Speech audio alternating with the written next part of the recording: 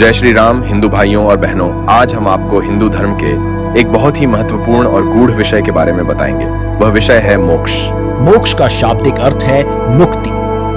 यह वह अवस्था है जहां व्यक्ति सभी प्रकार के बंधनों से मुक्त हो जाता है और आत्मा अपने शुद्ध स्वरूप को प्राप्त करती है। मोक्ष की प्रकृति। मोक्ष एक आध्यात्मिक अवस्था है जो जीवन और मृत्यु के चक्र से मुक्ति दिलाती है।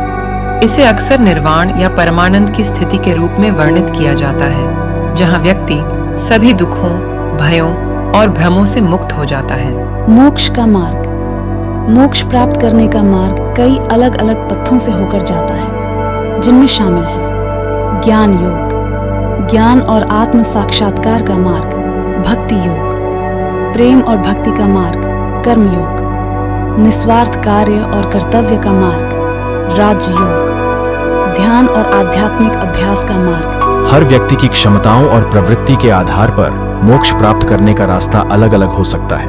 मोक्ष की विशेषताएं। मोक्ष की अवस्था में पहुंचे व्यक्ति में कुछ विशिष्ट विशेषताएं होती हैं, जिनमें शामिल हैं आत्म साक्षात्कार, आत्मा के सच्चे स्वरूप का ज्ञान, ब्रह्म निर्वाण, ब्रह्मांड की समस्त सच्चाई से एकता, दुखों से मुक्ति, सभी प्रकार के शारीरिक, मानसिक और आध्यात्मिक दुखों से मुक्ति, अमरता और आनंद, अनंत काल तक आनंद और निर्मलता की अवस्था।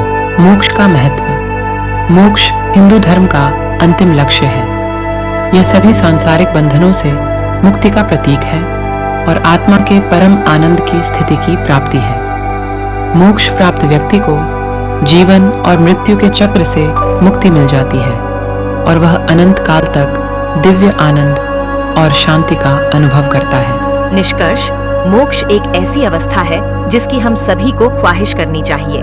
यह हमारे जीवन को अर्थ और उद्देश्य देता है। चाहे हम किसी भी मार्ग से जाएं, मोक्ष प्राप्त करने का लक्ष्य रखना हमें आध्यात्मिक प्रगति की राह पर आगे ले जाता है और हमें जीवन की सच्ची खुशी और तुष्टि का अनुभव करने में सक्षम बनाता है।